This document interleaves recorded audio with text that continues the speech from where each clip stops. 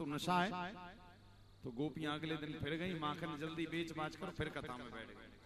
धीरे धीरे गोपियों का ये स्वभाव बन गया, और स्वभाव बनते बनते कथा का इस कदर रंग चढ़ा, इस कदर रंग चढ़ा कि अब गोपियां संपूर्ण भाव से कृष्ण में ही चली गई।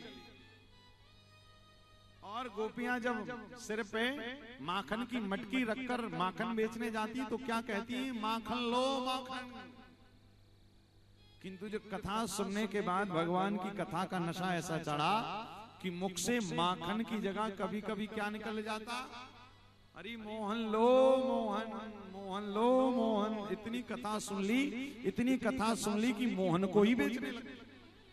भगवान कहते वाह गोपियों वाह, आज कथा का इस कदर तुम पर रंग चढ़ा कि तुम हमें ही बेच रहे।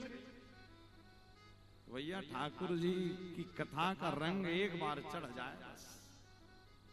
आज भगवान श्री हरि नारायण की कथा, आज श्री राजा परीक्षित ने पत्नी से कहा कि 7 दिन का श्राप लगाया, ब्रह्मा जी भी मुझे मार नहीं पाएंगे, कुछ उपाय करना चाहिए। क्या उपाय करें?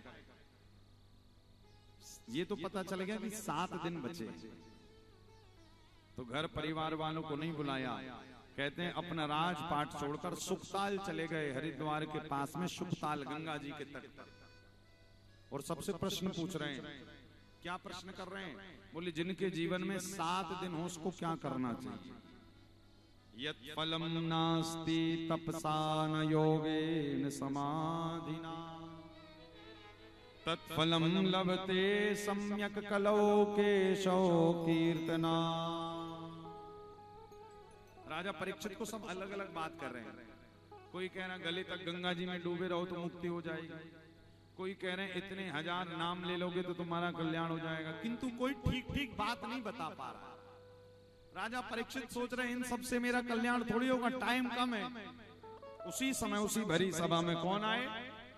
परमहंस सुखदेव गुरुदेव का पदार्पण हो रहा है उस भरी सभा में, जहां पर राजा परीक्षित ये पूछ रहा है कि जिसके जीवन में 7 दिन उसको क्या करना चाहिए। उसके प्रश्न का उत्तर देने के लिए स्वयं भगवान सुखदेव गुरुदेव पधारे। तत्रा भवद भगवान व्यास पुत्रो यद्रक्षयागामट मनोनपेक्षा अलक्षलिंगो निजलाभ तुष्टो मृतस्य बालैरवधूत भेषा। राजा परीक्षित, कलयुग में तुझे और कुछ जप तप नहीं करना है, भजन पूजन कुछ नहीं करना है, तो क्या करना है? बोले केवल और केवल हरि की कथा सुनना है।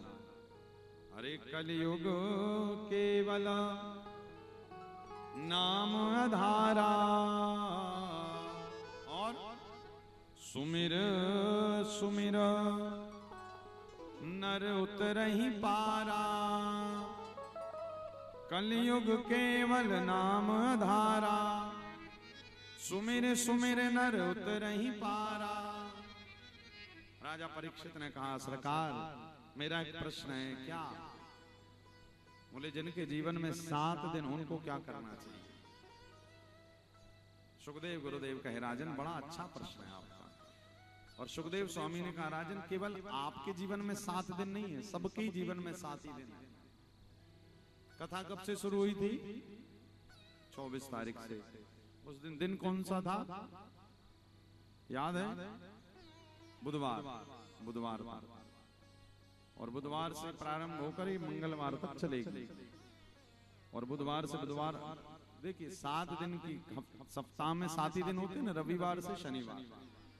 उसके बाद फिर अब 8 दिन 15 दिन ये तो हम अपने आप से गणित लगा लेते हैं, किंतु वास्तव में जो सोमवार रविवार से शनिवार यही वार है।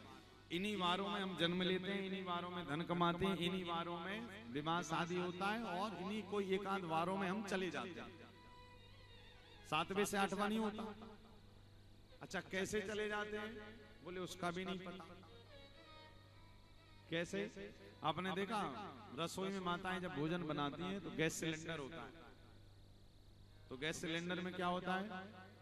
माता जी बढ़िया रोटी बेल रही मन लगाकर, और रोटी बेलते बेलते और सिलेंडर की गैस खत्म हो जाती कि नहीं होती? तो क्या होता है? तवे की रोटी तवे पर, हाथ की रोटी हाथ पर और कहते हैं गैस खत्म, फिर कुछ नहीं कर सकते। इसी प्रकार भैया ठाकुर जी के सांसों का सिलेंडर है, कब तक चल रहा है? बोले पता नहीं, जब तक वो चलाएंगे। हाँ, किंतु वो जीव बुद्धिजीवी है। होशियार कौन, चतुर कौन?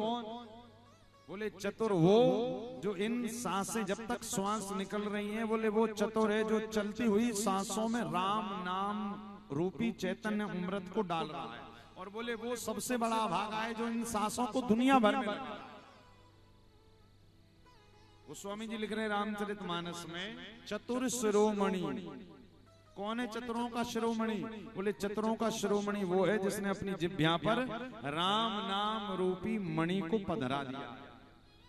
कि राम नाम अरुदीप धरु धरी जे हली द्वार, तुलसी भीतर बाहिर जो चाहसी उजियार। इस जिह्वा पर क्या करना है? बोले इस जिह्वा पर राम नाम को अंकित कर लेना है।